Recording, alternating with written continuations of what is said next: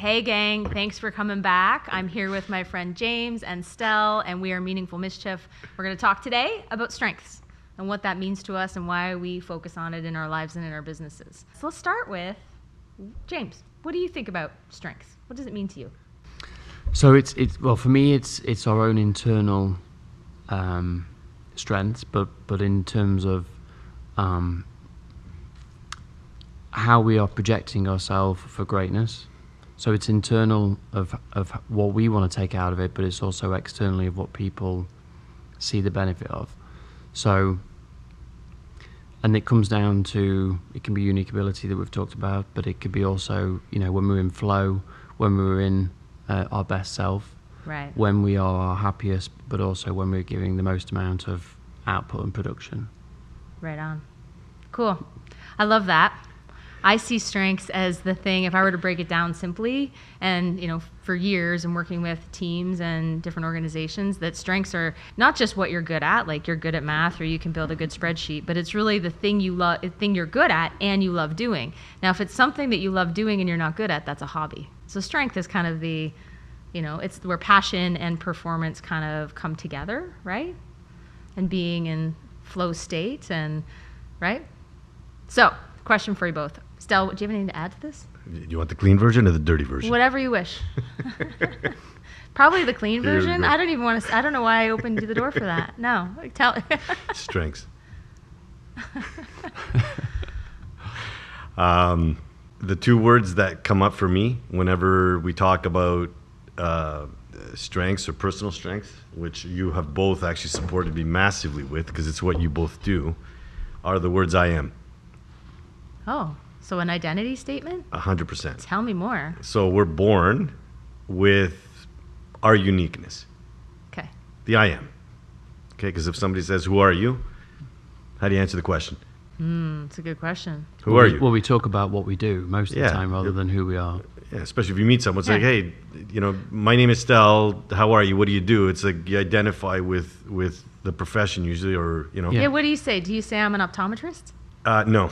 Yeah, I didn't think so. No. So okay, I'll start off with a story. So one of my mentors said one time, he actually asked me the question. He goes, "Who are you?" And I said, "I don't understand what you're asking me." He goes, "Who are you?" And I said, "Stelios Nikolakakis." He goes, "No, that's your name. You don't say I'm Hand." Right. Right. So that's your name. You identify your name. But who are you? Mm-hmm. And I mean, ultimately, he basically asked me, he goes, "You're a scientist, aren't you?" I said, "Yep." And he said, "So do you move?" I said, "Sure." He goes, work equals force times distance, so you know that work equals energy, so you're a form of energy. Do you agree? And I said, yes. He goes, where does it come from? I'm like, I don't know. And he goes, well, if it's energy and it can't be destroyed or created, it's got to come from somewhere, so let's call it source. So I said, okay. He goes, so who am I? And I said, energy. And he goes, okay, where did I come from? And I said, source. And he goes, so there's only one. So do you agree that I'm you and you're me? And then it became a deeply philosophical conversation. I guess so. Okay, but the point that I want to make is when this somebody is within asked 2 me, minutes of meeting him. Wow, he's been a mentor for a while, but he was trying to get to the point of, here's what makes you unique. What's the essence of you? What are you born as, right? So the form of energy that gets created the second that the sperm and the egg meet. All right, I now told you, we're going to get sexual. See, I told you. The second that happens, energy gets created. Right. That's the time that you become you. In that moment, whatever it was that was given to you is the beginning of who you are. Right. The uniqueness of who you are. Okay? And then the expression of that uniqueness happens. And when you're around other people that allow you to be you, you start understanding and provide you an opportunity to hold that space to understand who you are, right? Because it's natural. It's like people say to me all the time, oh my God, you have so much energy. So how do you do that? It's like, I don't know. How do I just do it. Right. But that's what makes me unique. I can make stupid comments like, is this dirty or is this clean? And it's genuine. And somehow it doesn't offend people when you do that. I mean, look. You do have this way about you. Some people. Well, that's true. Yeah, that's true. It's the beginning of understanding that uniqueness. Right. Okay. And that's the essence of who am I? And it's a very difficult question to answer for most people. Right. Especially helpers. Okay. They're because good. It's about the other person. It's always. about the other person. Mm-hmm. Yeah. Okay. And one of the things that we do, all of us very, very well, and it's part of the podcast, we're good at holding space for other people and then allowing them to understanding the meaningful parts of what they provide. right? But when you're good at it, sometimes it's hard to look the mirror back at you to say, okay, what is it that is meaningful to me in terms of who I am? That is so true. When you ask somebody on the nose what they're good at or what their strengths are, they often can't answer the question. Or they'll say something like, I don't know, in school I was always good. I was always good in school, or I wasn't good in school. I was good at math. I was good at math. I'm good at English, or whatever that is. So there's a disconnect. They can't see themselves objectively. Plus, we always do this thing where we look at our weaknesses. We'd probably be able to list off all of the weaknesses way better than we would the strengths, right?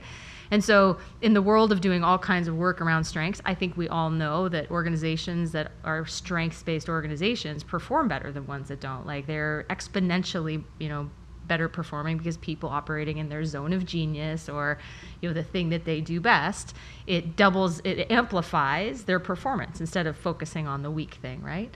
I forgot why I was saying that. Can I just say something? Because I was thinking, so we all know that there's different levels of strengths. Right, and I think the challenge, and I think what would be good for any listener, because we've gone on many deep dives on this, but for any listener is when you're trying to focus on your kind of sweet spot, when you're in flow, and your uniqueness is when you're at the upper echelon of your strength. Because when we're trying to go maybe into a new career, or we're trying to find out what we're good at, it's not, let's say there's a ladder of strengths. What you don't want to do is what it's not advisable to do is to really focus on the entry level strength. So when the strength is, as you said, it's not just about what you're good at, but it's also about your passion and purpose and these things when you're in flow state, and that's only at the elite level of the ladder. So it's trying to, and for us, for whether or not it is what gives you the most amount of energy or purpose or money, and passion, it's only going to come at the higher level when everything's matched together. All those things line up. Okay, so now give me an example in your life when you knew you were in that state, or maybe as you were discovering your strengths. Because, like, abstractly, like the concept of it, we're like, oh yeah, sure, I get it. But, at what point do you go, now I know I'm doing the thing I should be doing, and I'm making the difference I should be making? How does that show up? There's two things for me, because for me, I love visual things. I love gardening, right? So when I'm in that state and someone says to me, and in the UK I was doing some gardening for my dad, and I was changing a load of things, and I could have 7 hours of just one thing, and I was in flow state. So that's a strength of mine, and it's something where I've got intense amount of energy, focus, gratitude, appreciation, everything. But I can't do that. I couldn't do that for my job, for my work. Right, it's hard to... So it's like a passion, because some people say, go and set up a new company or something as a sidekick or my main job, and follow where your passion is. And I think we have to be a little bit careful with that, because, So that's where I'm in flow state, and I have a huge amount of energy. But then when I am serving people, and I am, so the business I have is in financial and wealth management, is when I'm having conversations with them about changing their life or things around investments and next generations and things like that. So I like this. They are both very, very different, and both have their own uniqueness to them. But for me, the feeling is the same. In terms of what you described as flow state, and flow state's that, that time when you lose track of time, that you could do something for 7 hours and be like, geez, I haven't eaten lunch, like that whole thing.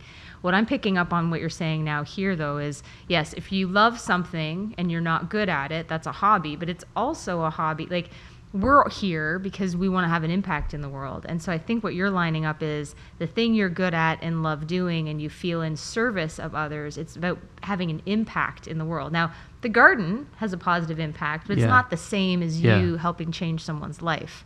And so that's where you're channeling that flow state, that strength into the thing that can help the world in some way, which I think is, kind of the essence of why we're all sitting here around a table talking about this stuff, right? Which is probably like you with yoga, and then on purpose. I was going to say the same thing. Yeah. So I teach yoga, and I remember when it was transformational for me. I love being in the room and holding space for people.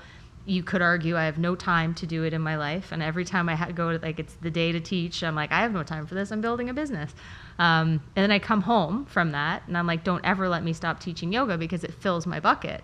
But I don't want to make that sort of labor of love turn into my vocation, and all of a sudden it would transform. I mean, if you were a gardener for, the tough slog of how many gardens would you have to do to earn the income that you want to, you couldn't do it. You couldn't do it. And it gardening or yoga, or what would it be for you? What's your thing you love to do that's not commercially Being viable? clean. What did you say? Oh, yeah.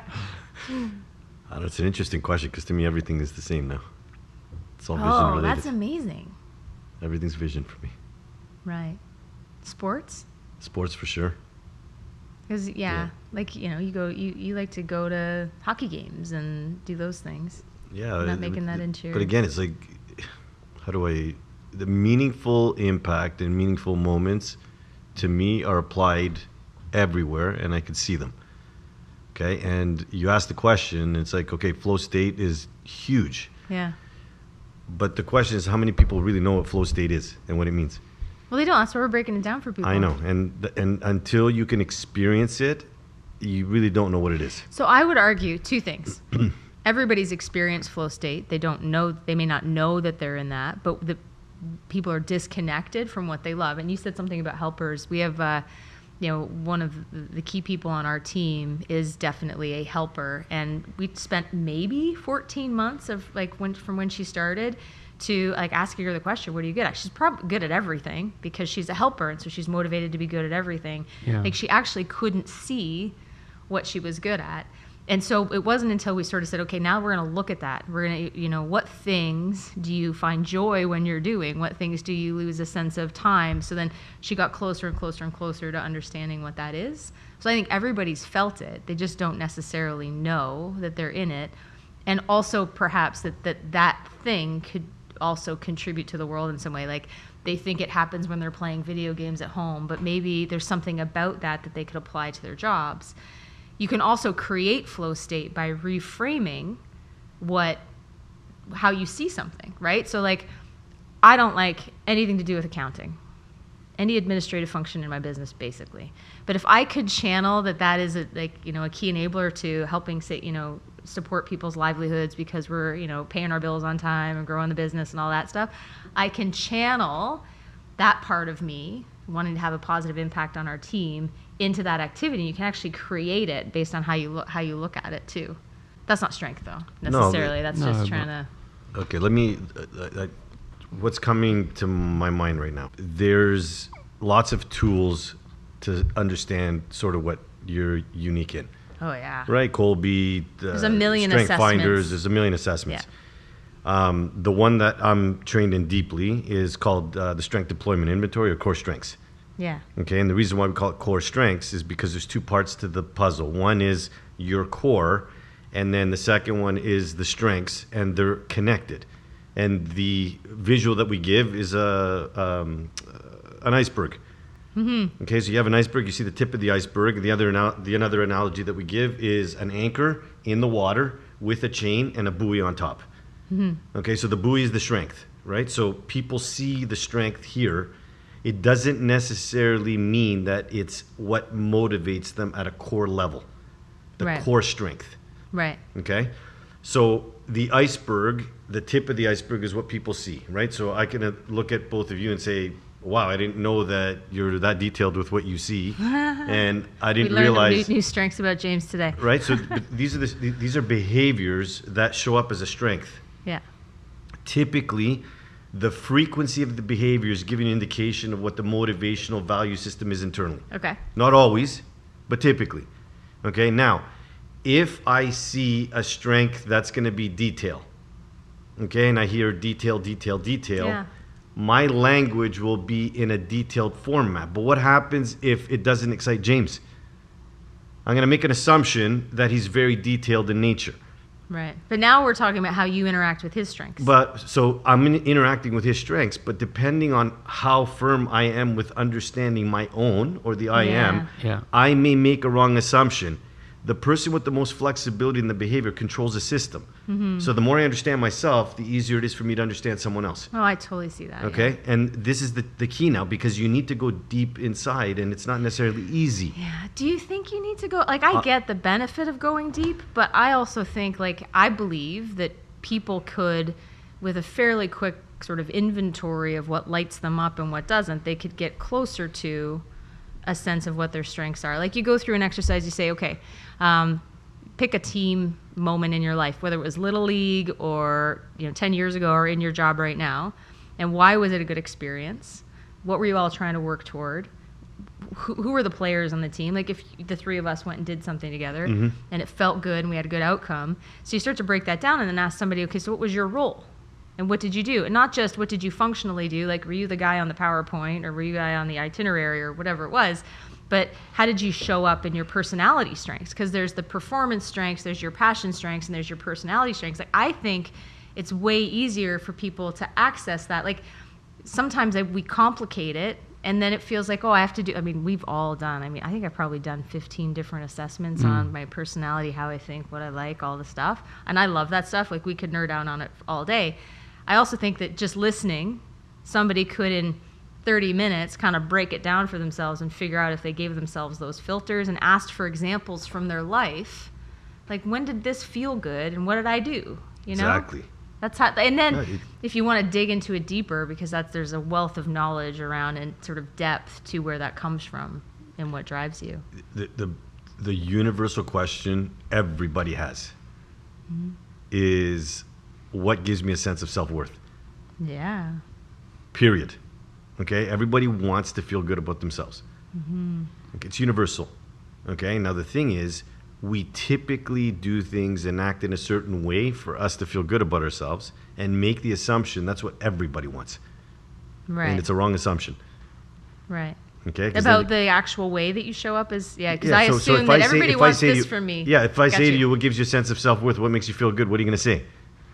When I can have a positive impact on other people. Positive impact on other people. What are you going to say? No, so you're saying that a strength then is only something that is acknowledged by others? No. Oh, no, it's by yourself. So it's like if I ask you what gives you a sense of self-worth, what makes you feel worthy, the biggest thing that makes you feel worthy, how would you answer? When I'm appreciated. Yeah. For what? For what? For the work that I do. For others, right? And the impact and so on and so forth, right? Not everybody's going to answer that way. Okay? Yeah. Everybody answers that question differently. And then as long as you realize, okay, what is it that gives me So for me, it's like if I inspire, motivate other people in order to make an impact. Yeah. It sounds like we're saying the same thing, to make an impact in the world, but that's not the true motivational thing that makes us feel worthy. But if I was never acknowledged for the stuff that I did, then I would internally go, well, that's not my strength. So this is why I was saying that it's an arrows in approach, that we do an action and it's probably the confirmation of other people and the acknowledgement and appreciation that makes us internally go, I'm good at this. They've made me feel good about this, so it becomes a strength.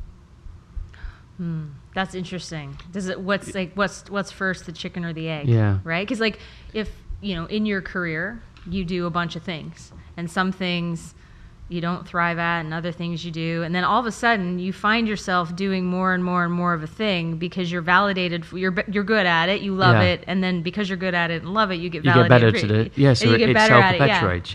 Yeah. And then it then becomes. This is my strength. Right. Whereas if you was never acknowledged, would you even got to the point where you could label it as a strength? Right.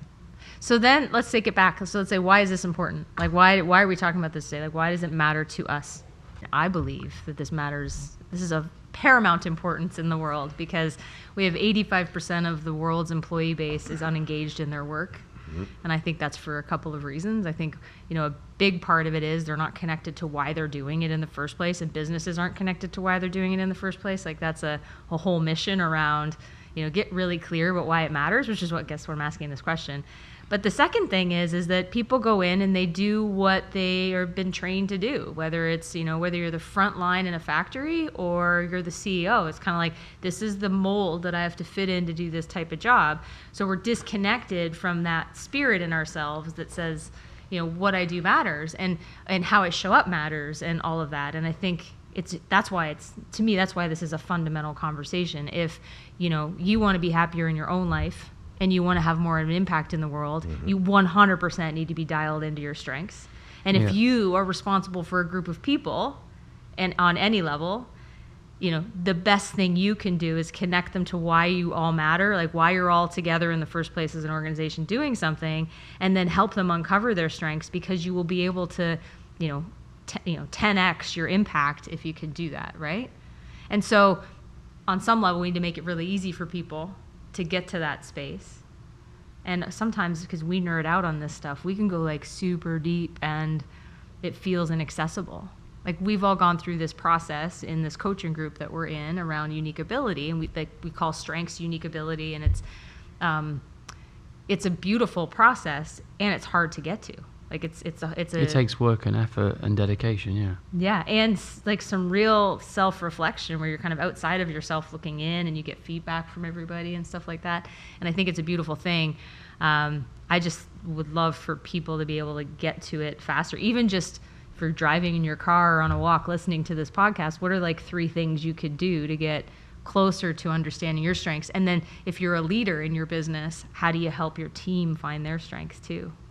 And I think that, we're big into relationships, right? And we all need relationships, whether or not it's in a partner level or a work level, but we all have to collaborate in some shape or form in friends and work and in personal life.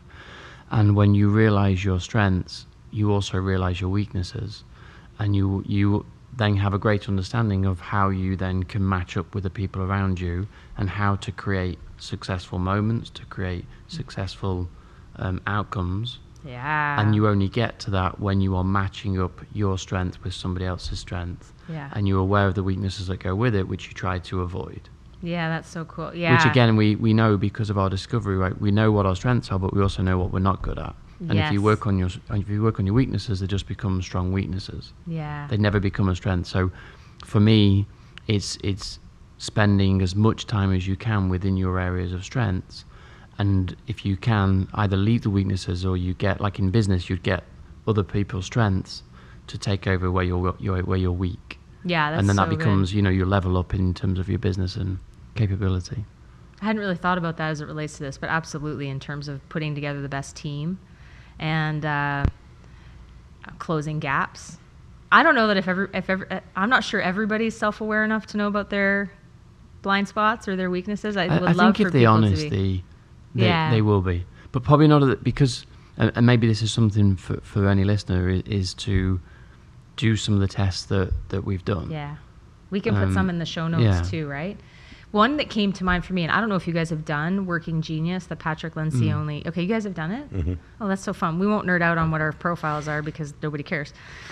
But you could email us if you want to know. But the one thing that's nice about that is it's super intuitive and easy. And basically, you get a profile that shows where you sit in any given project. And you can see, if you can only have 2 of 6 strengths, that there are 4 strengths required from other people to be able to really do a project from A to Z, right? That's a really good one. And I mean, Patrick Lencioni, who's done all this work around team effectiveness and leadership effectiveness and all of that, it's a really quick one for people to intuitively go, okay, now I get that. And then there's all these other ones that get to your personality strengths, or the one that Stel's talking about, which I've taken the assessment and haven't done the deep dive, so I'm super excited about that. So how you think, how you show up to a challenge, how like what areas of interest you have. There's like, a myriad of that. And I had somebody tell me recently that you only really need one assessment in your business. Everything else is just kind of a waste of time. And I was like, what? I think I have I don't know. We use at least 3, 4, whatever, because they get to different dimensions. 4, exactly. 4. You can't be a 2-dimensional. Right. You cannot. Not when you're trying to really go deep in terms of understanding, because when different things show up at different times, you need the arrows in your quiver to be able to go, yeah, but this is how I would handle that, and then you handle it like this, so we match it together. Yeah. So tell me about an area of strength for you and the blind spot associated with that. I think that'd be kind of fun to know. So, if your greatest strength creates the blind spot, what's the strength and what's the blind spot? Well, so one thing that we do is from the Kolbe, which tells you about how quickly you do something. So there's 2 numbers I always focus on is how much information you need to make a decision, how quickly you do something, and how likely you are to follow through. Yeah. So I'm, not that this is an opposite attract, but I'm really quick to do something, but I'm also less likely to follow through on it. Yeah. And I always think of this as a relay race. I'm the sprinter, out the block at the first position, but I run out of steam really quickly. But I'm not the guy who's going to finish the race. So if you're going to do something and we're going to plan a trip, I'll be the guy that comes up with the information to start and say, let's go. But then that's me, I'm tapping out. Yeah, that's kind of how this podcast started, my friend. Yeah. Yeah.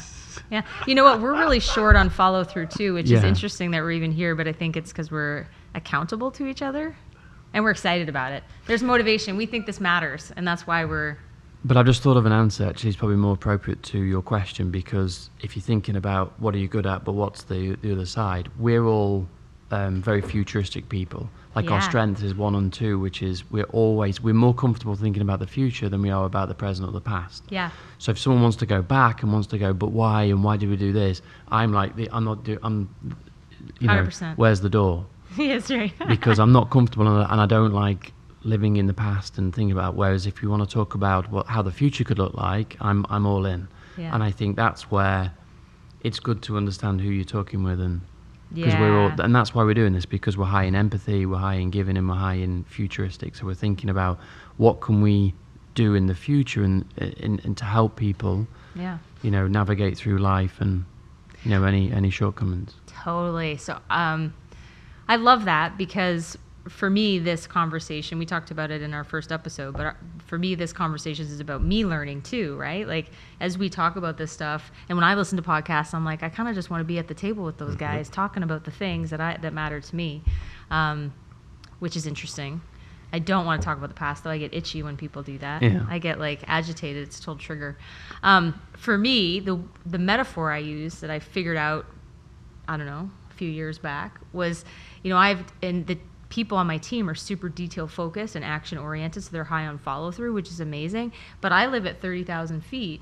And so we'll have conversations and I'm like, dude, I'm the forest and you're the trees. And we do have to meet in the middle. Like, I can't just go live, you know, up at 30,000 feet and you can't live on the ground. You've got to reach somewhere. Yeah. And then the cool part about it is when the light bulb goes off for people, that it's not like Mary's not doing this to frustrate me and vice versa. It's truly how we think, and that, you know, somebody needs to see, you know, the bark and the ants and the dirt and the whatever, and I need to be able to see the whole thing as well. And so it's a good communication tool to respect each other's differences. Yeah. Someone once told me, and I can't remember who, that before they did any of these types of assessments, they thought everybody was like them, just not as good. Yeah, which is true. And when people do it, they're trying to say, well, what score is a good score? Well, it's not. We're all unique. Yeah. We all have our own unique strengths. Yeah. Stel, how about you? Give us a strength and the blind spot associated. So much. Okay.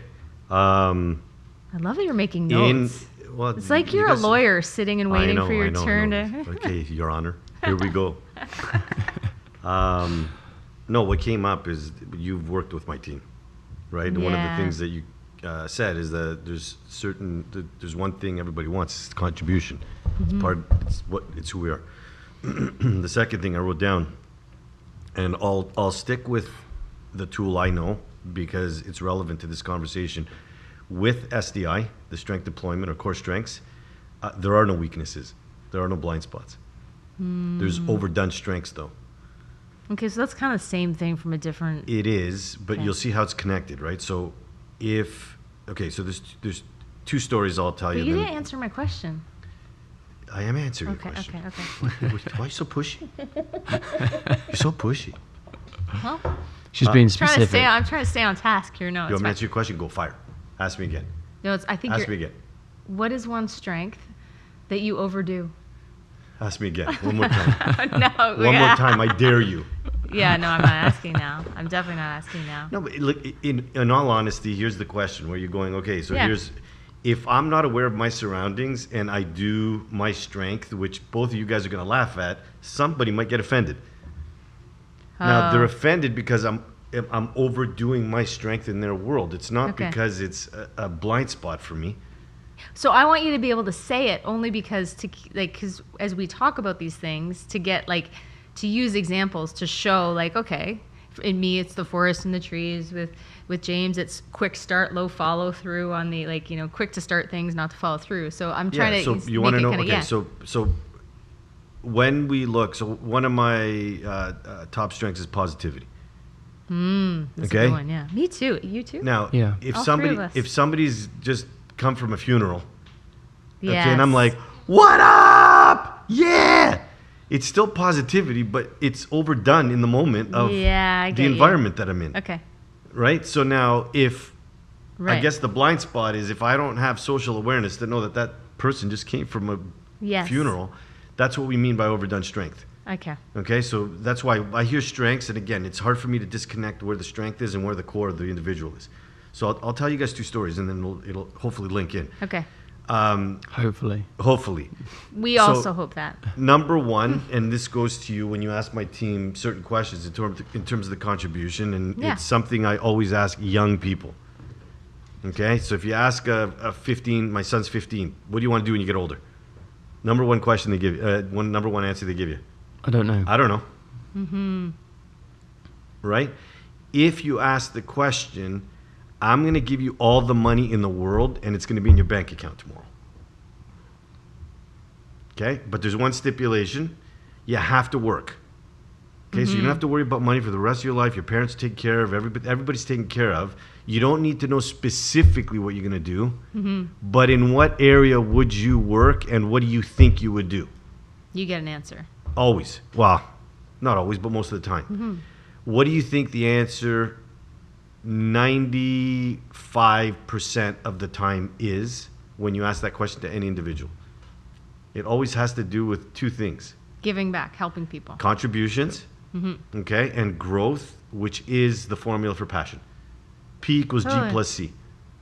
Yeah. Okay, so now think of space now, right? And so this, now, I right, like so, this. So now all of a sudden you're like, okay, I have an idea that I want to help people. I want to be an accountant. I love numbers. I love information. I love motivating. Whatever. Like you're going to come up with a concept of some sort. Okay, now I had my son do the SDI evaluation, and Kolbe did both of them because I'm like 15 years old. Man, I wish I had this information because then you have a launch pad. And what shocked me is his SDI was identical to mine. Okay, and his Kolbe was really, really close to mine. And actually, we did the print too. And his print was a combination of my wife and I. Right. And I'm like, huh. We'll put all of these links to these assessments in the show notes so people know what we're, And I highly recommend. Like, if anybody hasn't done an eval, it's not that it's the answer. It's an opening to understanding what motivates us. Yeah. Yeah. Okay, and all of a sudden, I'm thinking to myself, that's interesting. Because if you had have asked me, I wouldn't have thought that he would want leadership and motivating and inspiring and all these other things that were showing up in the SDI results, which I don't want to get into right now. But I just saw him play in the playoffs. Football. Okay, he had no clue how to play last year, and I thought he had 2 left feet. And I'm right. like, how is this guy gonna play a game which is hitting, and speed and with 2 left feet? Yeah.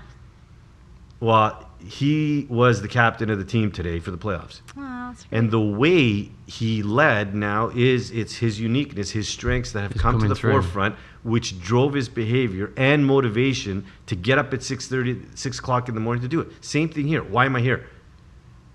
Right? You guys say do something, I'm there. Why? You love us. But why, right? Because the thing is, if I get inspired and I get motivated, and then the energy that you two give me and the excitement, because I see that you're making an impact, I have 2 mirrors that I can understand how I make an impact, and I'm comfortable with it. And the reason I get excited about this podcast is, Meaningful Mischief.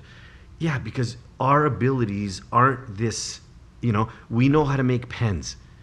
Yeah. It's not Nobody tangible. It's not a tangible. It's thing. not tangible. Like a lot of the things that we do and that we talk about isn't tangible. It's a We had the feeling. conversation today saying we help other people. We hold the space for them to understand their intangible, to make their tangible abilities aware to them.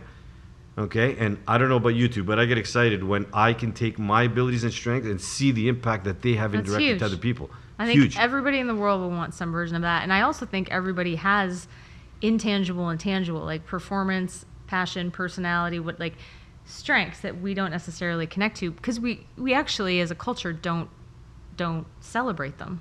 We celebrate kind of all the wrong things. Like Yep. Yeah, how many yeah. degrees do you have? Yeah. What job did you have before this one? What were you earning before? I'll give you more than that. Like there's that, like it's all these extrinsic things and we don't say, you know what?